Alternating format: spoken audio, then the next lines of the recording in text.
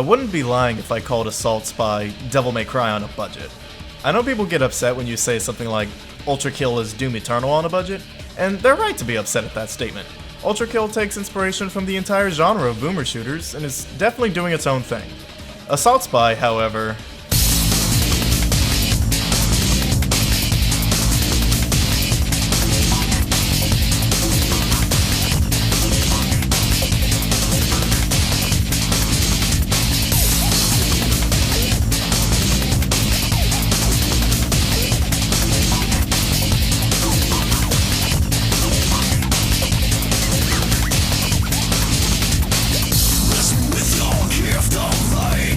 Assault Spy is exactly what you think it is. You look at a 4-second clip on Twitter or something and see a character doing an aerial rave on an opponent, juggling them in the air while the style meter goes up.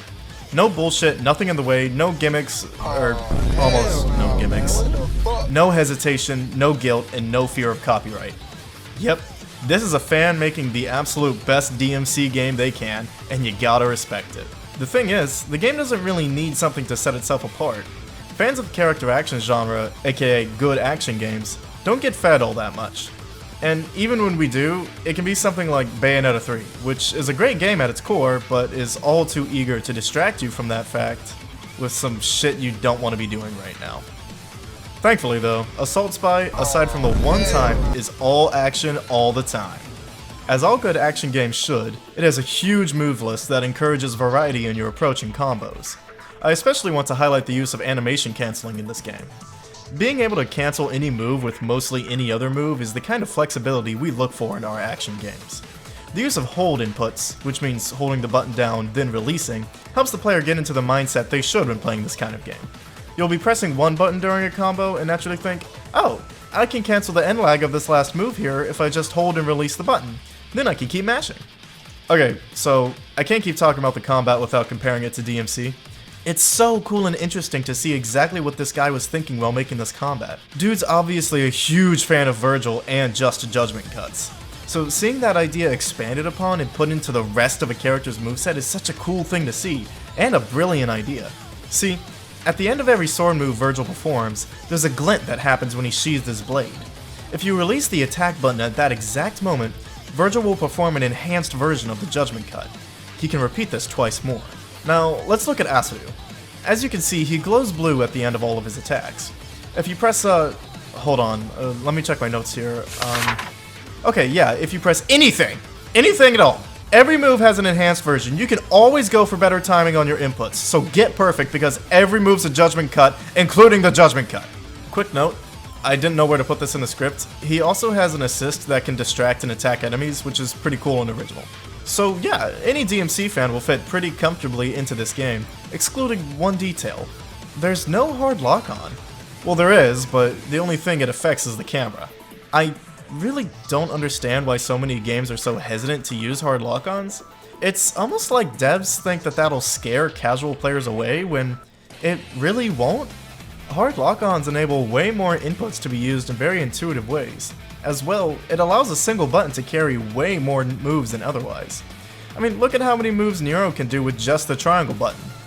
We've got his default string, pause combo 1, pause combo 2, pause combo 3, hold the button, forward and triangle, back and hold triangle, back forward triangle, air combo, air pause combo, air forward triangle, air back forward triangle. Okay, I know that seemed ridiculous, but believe me, it's super easy and intuitive. I mean, forward and triangle sends you forward. What I'm saying is, it always makes enough sense so you don't even have to think about it. The triangle button in Assault Spy doesn't have nearly as many moves as DMC, even when you count the augmented just input moves. So how does the game put so many moves on its characters?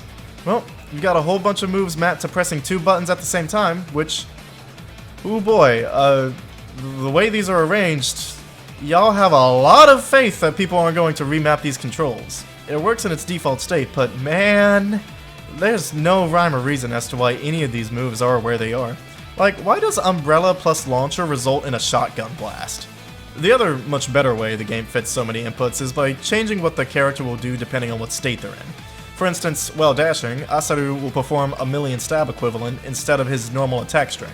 And yes, before you ask, there's a just input for this move too. Whew, Kino.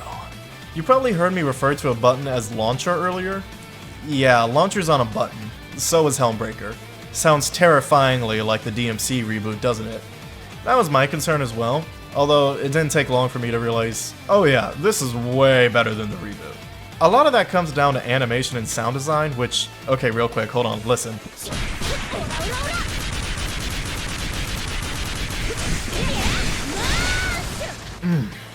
So good. The DMC reboot's mechanics had a lot of conflicting things going on. Namely, do we give Dante all his moves at once, or have weapon swapping? The game's like playing an instrument with your non-dominant hand. It just doesn't feel right. I mean, Asadu is basically Vergil, so it's not hard to compare.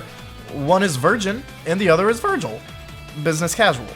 After saying all that, I will say that a bit more originality in a moveset made the lack of lock-on even less prevalent in my mind. The game's other playable protagonist is Amelia. She has a lot of cool original stuff going on. Namely, she's the second time I've ever seen a game do the unthinkable in Meter. The hype meter. Now you know we're cooking with some heat. So, at first glance, I see Amelia's unlockable moveset, see some dial-up combos, and go, ooh, platinum character! But no, there's only 2 dial-up combos, and they're 3 buttons long, so I don't think they count. I can't really compare her to any existing action protagonist, so good on the dev for being so creative and original. Not to say there isn't a little bit of DMC in there. Her hype meter is the center of her gameplay. It's filled by being upfront and aggressive. You have to be punching and kicking enemies for it to fill. Anytime you're not doing that, it'll be going down. Even shooting enemies won't make it go up. Okay, quick aside about Amelia's gun. I know I was just complimenting her originality, but I wish her charge shot had more levels to it, and would eventually become a huge-ass blast once you release it like Nero. Back to her hype meter. Repeated attacks fill it just as fast as varied ones, which differentiates it from the style meter, which prefers variety, so that's neat. You can spend her hype meter by using the super moves like the charged fist explosion, the charged palm strike, and the laser cannon, which is way too strong. Each of these moves are more powerful when the meter is higher, so fighting hard and building up to the max to then unleash these devastating abilities makes for a really satisfying combat loop. There is actually one other way to build her hype meter: parrying. Now, let me tell you all something. If you're going to be buying this game, which you should play Asadu first, then Amelia, and once you are playing Amelia, you buy the parry and you buy the air parry as fast as you can, because, oh my god! Look, I promise you, there are some recovery frames on this move. They're somewhere. I just can't find them, because I am devastating these bosses with this mechanic. Look at this. Look at this fight. Look at it. These are 4 bosses at once. You're supposed to lose this fight, and I won on my first try because of how busted the parry is. Seriously, when I won, the game had a special cutscene of all the characters going, "Whoa, that's crazy! Is she some fighting genius?" Anyway, there's another meter too. It's just double trigger. For Asadu, it stops time and can also be spent on a cool suplex super. For Amelia, it makes her invincible and buffs her supers. That's it. That's the meter. So, enemy design. It's not the best! Okay, they're not all that bad, but there's a few too many projectile shooting enemies for my liking, and boy, do they not care if they're off screen. They will cap your ass. Other than that though, there's some pretty nice punching bags. The bosses are top notch though. Not very difficult, but still hella fun to fight, especially with Amelia's parry. You can also taunt. I don't think it makes your style meter go up, and you have to be stood very still for it to happen, so that's whatever. Although Amelia's dance does make this happen. Oh no! Oh, we spawned 2 of them! Damn! So anyway, the story's pretty cool. Cringe. Okay, so it's not great. I'll give credit where it's due. There's some humorous moments, and the voice acting is pretty good, but it's the most C+ anime stuff you've ever seen. I'll give it to the writing for Asadu. He's a really normal-ass guy, and that was charming. Kinda like Zack from Crisis Core. What is it you're after?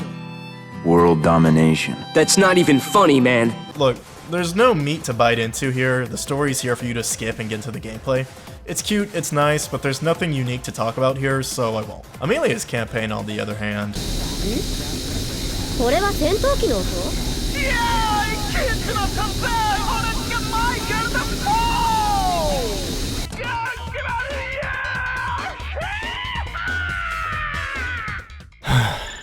I wish I could be the American the Japanese think I am. Her personality is really fun to watch, and her English is top-notch. Oh my god!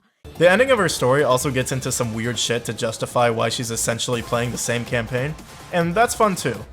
It also enables something I'll talk about later, but for now, I will say there's one really good thing both stories have going for them.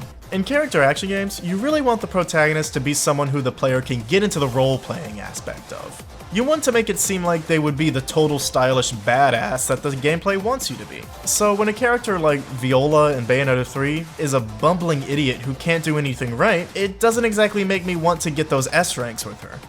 Thankfully, Assault Spy nails this. Asuru being this business spy who'd say something like, "let's get to work," and start hitting people with a suitcase and umbrella totally works. Playing as a man in a suit who whoops ass and fixes his tie is a tried and true art already, and Assault Spy nails this. Amelia as well, a brash American girl who screams as she causes explosions with her fists or shoots you with is another personality that fits in the genre perfectly. Presentation matters so much in this kind of game, because if it doesn't feel good to hit things, and if it doesn't feel good to get those triple S ranks, then what are we even doing here? Assault Spy, at its core, is a game that understands what an action gamer wants, and it delivers on those wants fantastically. It makes you want to immediately run through the game again and get even better at it. There is one thing about it though. One thing that the game holds until the very, very end. Something that I'm so glad I got to before I started writing this review, because it made the game shoot from a 9 to a 10 for me. It's something that not even Devil May Cry or Bayonetta lets you do. Instant character switching. This blows the roof off of the skill ceiling of this game. Forget lock-on, forget weapon swapping, forget style switching. This is peak action potential. The possibilities are endless now. Parries and judgment cuts are about a single button away from each other. Cancel your longest moves consequence-free. This, my friends, is the ultimate limit breaker. Break out the claw for this one and unlock the potential of this combat system. Hit those triple S's with me and know once again that even when it comes to the greats, indie games always do it better.